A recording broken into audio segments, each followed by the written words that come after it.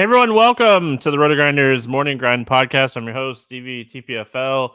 It's Tuesday. It's October 24th. It is 2023. We have two NBA games to talk about here on today's podcast, joined today by TJ.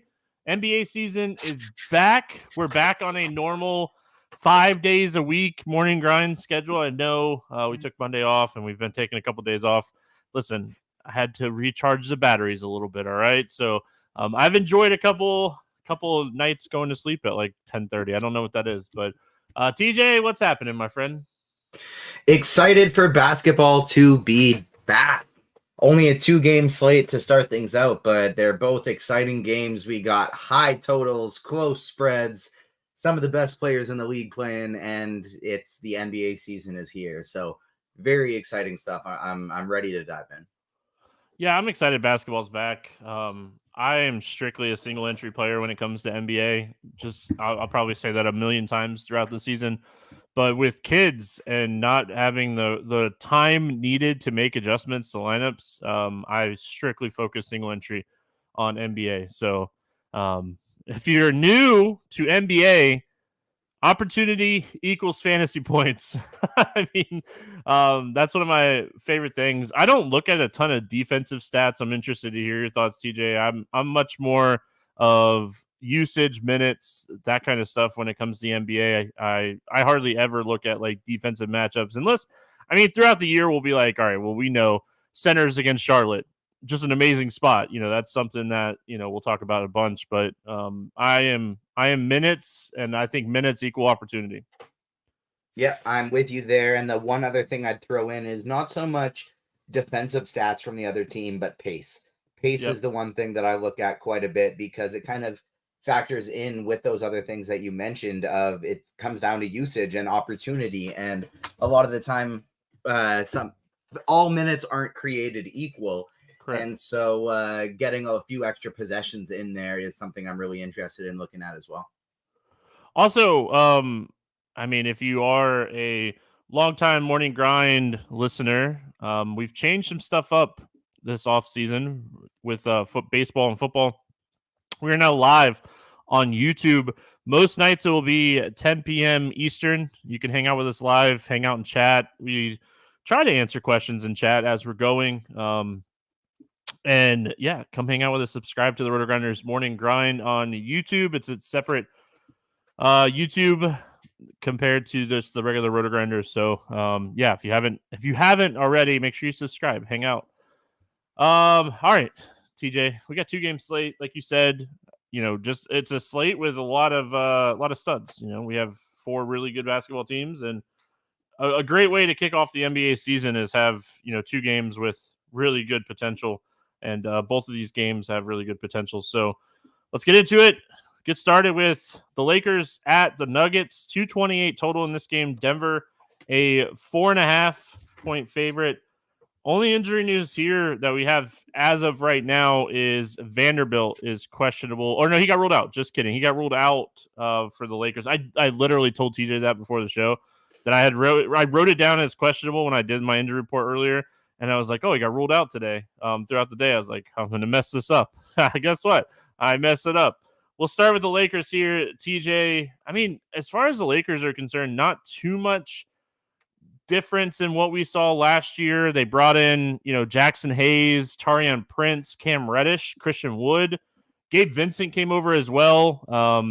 Malik Beasley gone, Mo Bamba gone, Dennis Schroeder gone, Tristan Thompson gone, and their playoff man, Lonnie Walker, has left as well. Let's talk about the Lakers. What do you like here?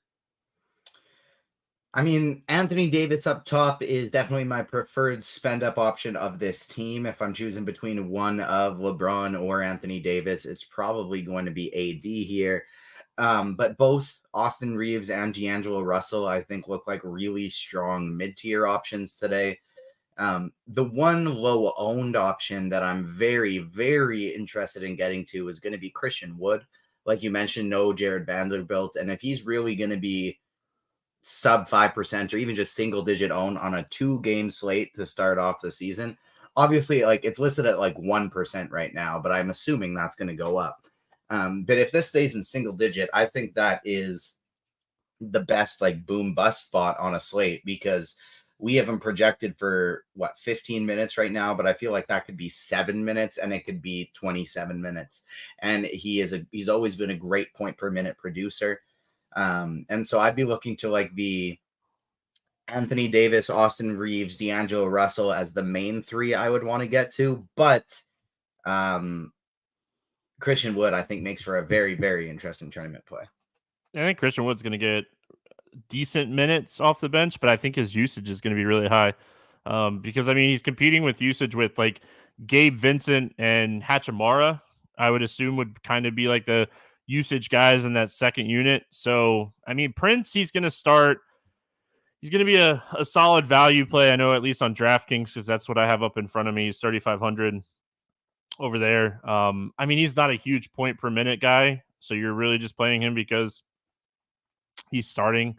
He's going to probably play like 25 minutes and he's 3,500 kind of play. He's not my favorite value play on the slate for what it's worth. I feel like there's some better upside plays than him. I'm with you. I think Anthony Davis over LeBron. If I'm going to pay up for one of the two, if I pay up, you could pay up for both of them if you really wanted to. I kind of like the Phoenix Golden State game a little bit more than this game. So, I mean, overall, I definitely like this spot for Anthony Davis. I love the Christian Wood call. And yeah, Austin Reeves, I think, is a phenomenal play. I think he's someone we definitely want to get exposure to. I know Russell's still somewhat cheap on DraftKings, and I haven't looked too much into FanDuel yet, but I think that he's obviously in play. I'm not used to having everything kind of like live for me here night before. NBA is like a true first look podcast, and like I've already done a lot of research for this slate because we have our content back. Our content, we had content early for premium subscribers. So let's go to Denver. You know, obviously Jokic. I think everyone should at least have one Jokic team. I think he's going to be the highest owned stud on the slate. And I think that, you know, this is an amazing spot for Jokic. And if you can make him work, you make him work. Exactly, 100%. If you can make him work, you can make him work. And I think at 50+% ownership, like you mentioned, he's going to be the highest owned guy. I could maybe see myself trying to find ways to not make it work and kind of just stick with those mid-range builds, because he is quite expensive, especially if you compare him to these other studs. Like, I can get Anthony Davis for over 1,000 cheaper. I can get Kevin Durant for 1,600 cheaper. Bradley Beal is below 7K. There are these strong mid-tier options, and so for me, it'll just be whether or not in my tournament lineups I want to pay up for Jokic or stick in the mid-tier. But in cash games, I think you just try and force them in. Yeah, I mean, so like I said, I play single entry.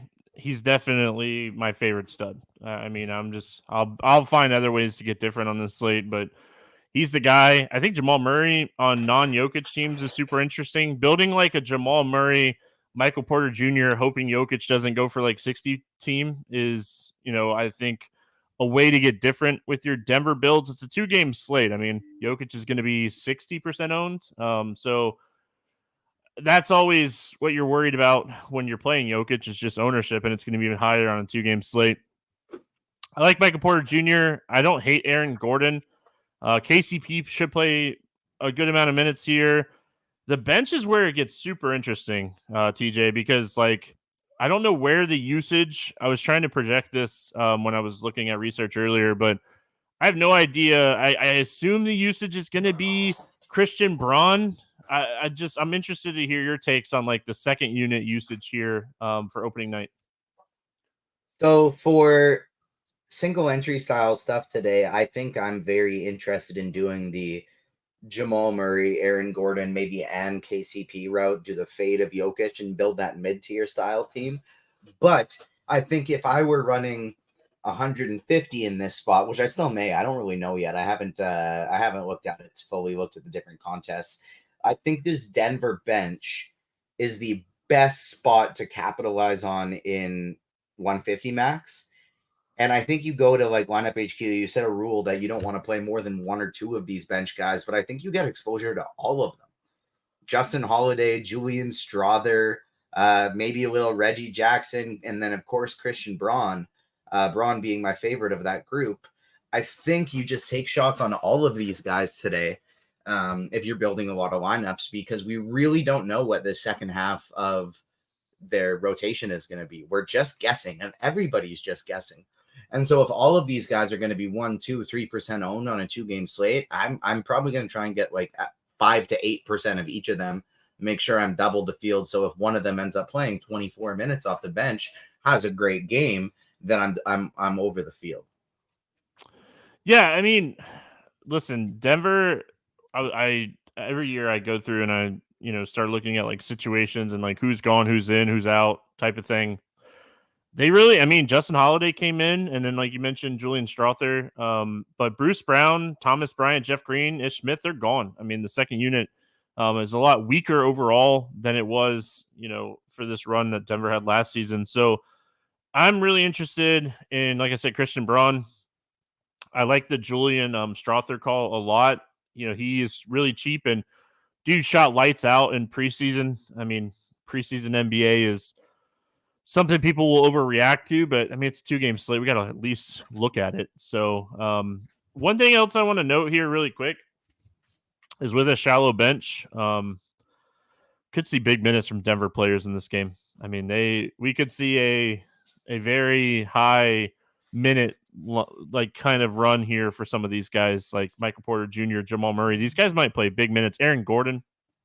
And don't forget, like, everything that has been said off the court this offseason about, Denver being the daddy, or it was the coach, right? Saying that he's the daddy to the Lakers or something. And, like, there's going to be a little bit of extra motivation, a little pep in the step for the Lakers in this game.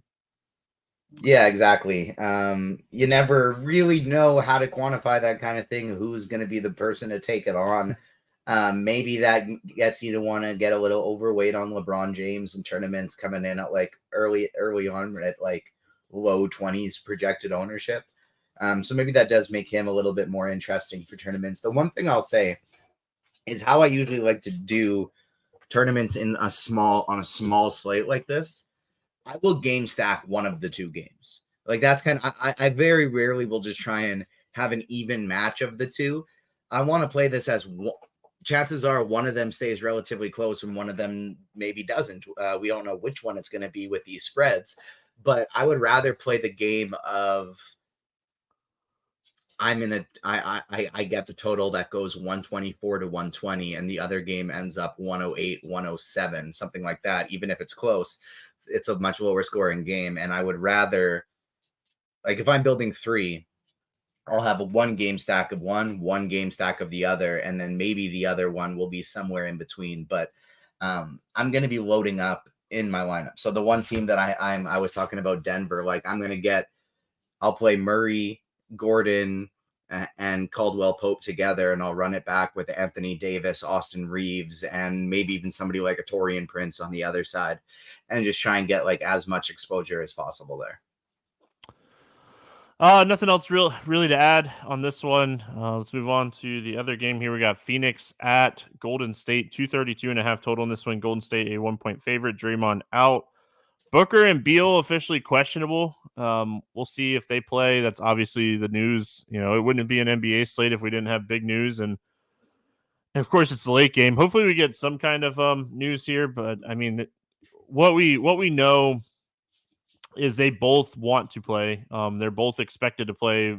Frank Vogel said that he hopes to have them both available for this game. So I'm kind of I'm like everything I wrote up today and did all that stuff was under the assumption that both of these guys play. But I mean, obviously, if they're out, we'll talk about that. But all right, so I got them talking about how like Denver was a team that didn't have a ton of moves. Phoenix had some of the most moves in the NBA when it came to offseason.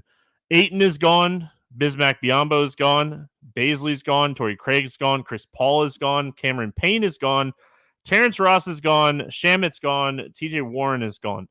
Obviously, if you look at that list, DeAndre Ayton being gone, Chris Paul being gone, Cameron Payne being gone, and TJ Warren being gone are like the big names here.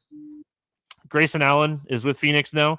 Bates Diop, Bradley Beal, Boyle, Drew Eubanks, Jordan Goodwin, Eric Gordon, Little, and Nurkic. So like a completely different front court here for the Suns with Ayton gone, Nurkic coming in.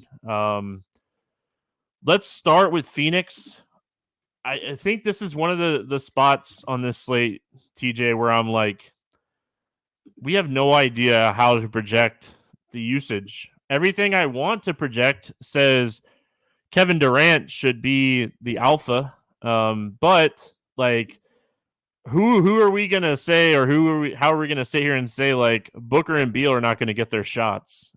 So do we see more of like a Kevin Durant, creating opportunities, passing more type of Kevin Durant, or do we still see Kevin Durant, trying to score 40 points? What are your thoughts here on Phoenix?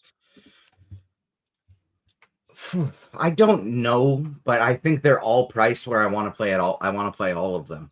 At this spot on draft, like they're priced up a bit on FanDuel, but on DraftKings specifically, it like they're priced to succeed. And so like even if they're all relatively balanced out and they take a hit, they can all still put up massive games for those price tags.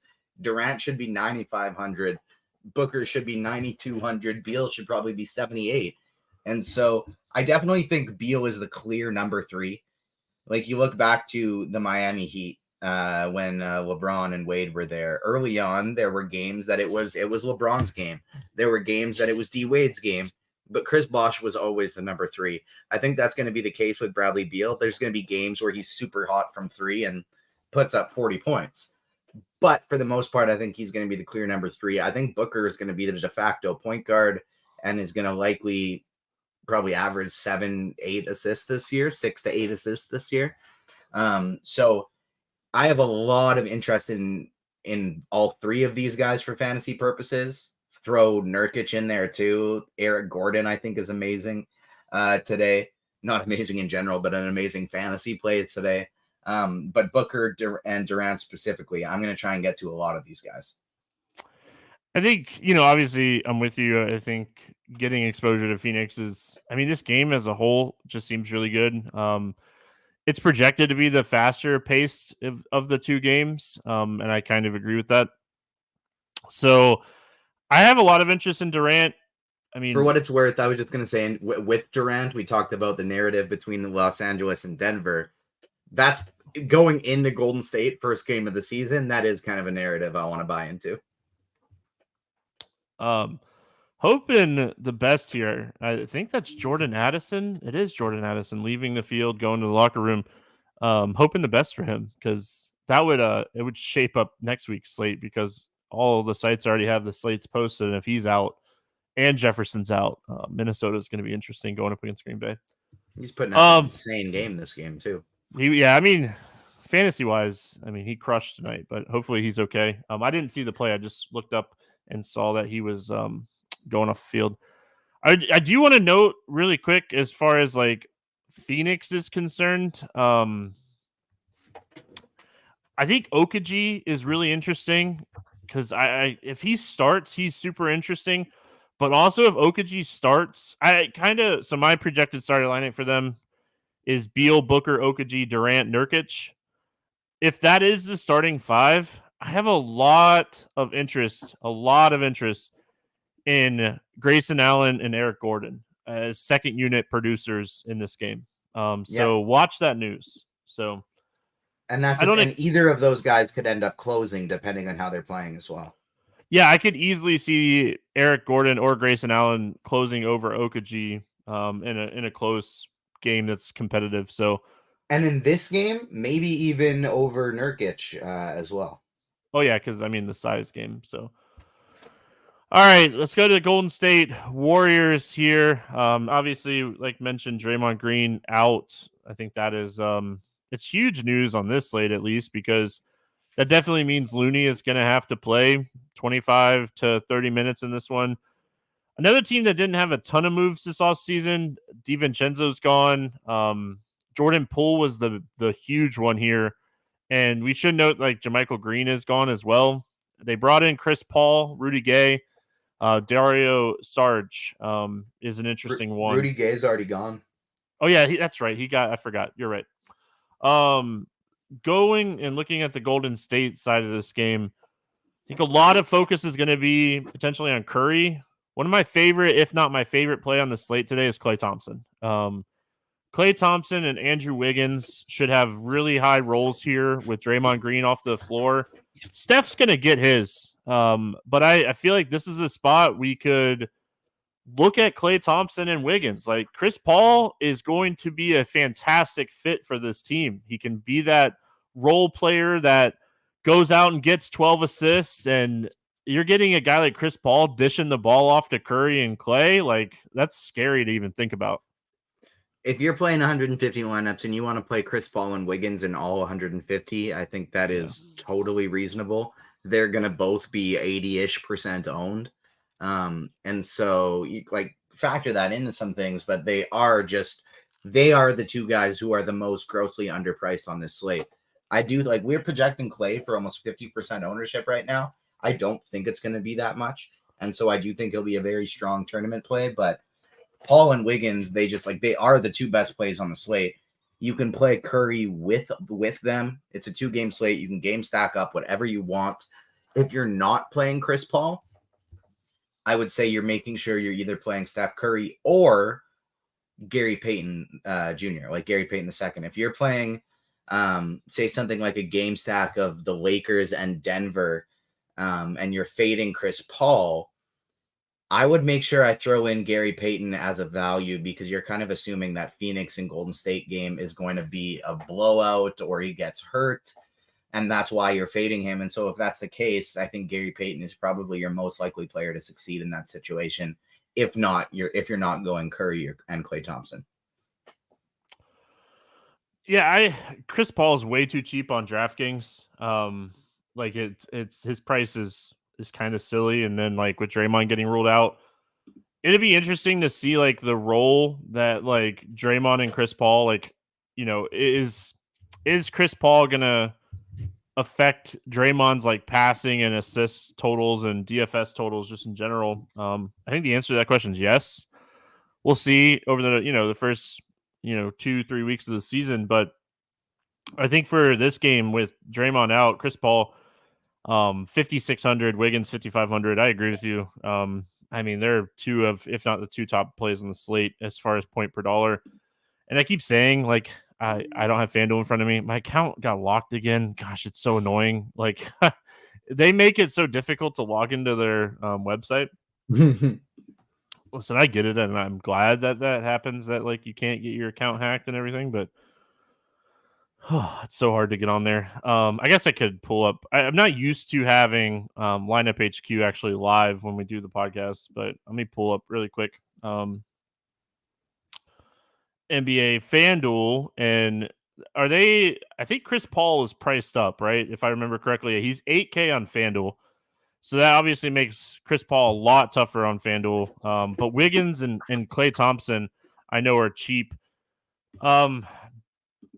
Kuminga, I feel like he's going to be someone that gets a lot of ownership, projected ownership anyway. He's cheap. He kind of projects to play in that like 24 to 26 minute range. Like, I think he's another guy that you're looking at, as far as value on the slate. Like Golden State, probably the highest owned team on the 2-game slate just in general. So, I mean, you could get different by going overweight on like the Lakers and Denver, but I mean, Golden State Phoenix game it just looks so juicy on paper. Yeah, I agree with you there. I'm going to be I'm going to be game stacking one of the two of these. I'll probably play 3 lineups, and that's kind of what I'm leaning to. I'll game stack one. I'll game stack LA, Denver in one, but I think it'll be Phoenix and Golden State game stack in the other 2 of these games. Yeah, for sure. All right, let's play the morning grind game. If anyone has any questions in chat, we kind of got through the slate breakdown so fast because, I mean, it is 2 games. All right, morning grind game. Favorite play, we're using DraftKings pricing. Favorite play under 5K to go 7X. Who do you like? Eric Gordon. Oh, Eric Gordon. All right. I like that one. I always try to go contrarian here. I don't know how contrarian this is, but give me Christian Braun from Denver. Over 8K to go under 5X. Who's your bust today? Let's go with on day one. It feels scary because people have been talking smack about him and that never goes well, but I'm going LeBron James. I will go Devin Booker here. Who's your favorite 6X play on the slate? Doesn't matter where, price, ownership. Who's your favorite 6X play? Yeah, it's Chris Paul. Yep, love that call. I mean, I hate to do it, but I'm going to go Wiggins. I feel like when you're looking at like 6Xs, man, you just got to look at these guys. These two guys are just they're too cheap on DraftKings. Yeah. Let's get weird. GPP play of the day. It's a 2-game slate, but who is your let's get weird GPP play of the day? I'm going with Gary Payton on the Golden State Warriors. I think with Chris Paul, especially in higher dollar single entry style stuff, he's going to be upwards of 90+% owned. I think trying something crazy, not playing Paul in a lineup and going with Gary Payton II is a very interesting contrarian way to go about things that has a clear path to success. It's just if it's a blowout, if Paul's in foul trouble, if Paul gets hurt, Gary Payton is likely going to have a very big day at very small ownership. I'm going to go Nurkic. If you're not playing Jokic, Jokic is just going to have so much ownership at center on this slate, and as he should. If you're not, or if you're playing on DraftKings, you could potentially play both of these guys. But if you're not playing Jokic, I think Nurkic, if Phoenix forces Golden State to play big, like Nurkic could have a big game if he's able to get like 28 minutes in this game. So I think Nurkic is super interesting for large field tournament stuff. So he's my let's get weird GPP play of the day. Let's go to the betting side for the last question here. Favorite bet or player prop that you have for these two games? Looking at these now, I want to find Devin Booker's assist prop. Plus, it's at 6 right now at most places, 6.5 at some of them. I like the over here. I just think this is going to be something that he ends up greatly exceeding throughout the year. Like, I think this is a prop that's going to be projected higher and higher as the year goes on. I think people are getting it wrong. And so either that one or Austin Reeves at 4.5 assists. I like that one as well. Those were the first two that I was looking at. I like it. If you're on Prize Picks, or if you haven't joined Prize Picks, well, first of all, join through the RotoGrinders links. Thank you. We appreciate it. Second of all, take advantage of the Steph Curry 0.5 points. Don't miss out on that one. I think they max it at like 20 or $25 or something along those lines. But also on Prize Picks, I do really like Jamal Murray. You can get him for 20.5 points. It's higher basically everywhere across the injury in terms it's up to 22.5. It moved. All right. Well, there you go. So too late. it moved. So my I'm not going to go to a bet either. I'm going to go to a player prop as well. Technically, if you're playing on Prize Picks or sports books, this one is almost the same everywhere. So give me Anthony Davis more than 38.5 points, rebounds, and assists. Anthony Davis looks fantastic. I don't know if anybody watched preseason NBA, but looks really in shape. And I think that he could potentially have a huge season if he can stay healthy. It's always about staying healthy with Anthony Davis. Let's be honest. If he can stay healthy, I think that he's someone that he could just smash this number. So give me Anthony Davis for more than 38.5 points, rebounds, and assists. I was looking at this, TJ. I think he hit this in 3 of the 4 games, 3 of the 4 games in the playoff run against this team. No, he hit them all. No, he missed it in the last game in the playoffs. So like 3 of the 4 Denver games, he hit the over on this one. So that's our player picks, props, pick'ems, whatever. Like if you're sports betting or if you're pick'em playing. TJ, any final thoughts before we get out of here? We have a big NBA slate for Wednesday. looking forward to that. It's going to be NBA back in full swing on Wednesday for sure. Yep, big time. I did see one question in chat from Richie Smalls, favorite for MVP and Defensive Player of the Year this year. My favorite for the MVP, I do think it's just going to be Jokic again. For Defensive Player of the Year, I think it's going to be Wemby. I think Victor Wembanyama is going to win Rookie and Defensive Player of the Year. All right, there you go. I, for one, have not looked into any season-long stuff as far as that. So I am going to do what I always do, and I'm not going to give an opinion on something I haven't looked into. So there you go. That's going to wrap it up.